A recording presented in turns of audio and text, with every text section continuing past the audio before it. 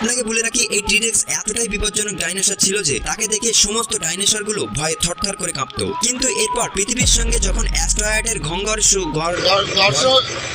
সংঘর্ষ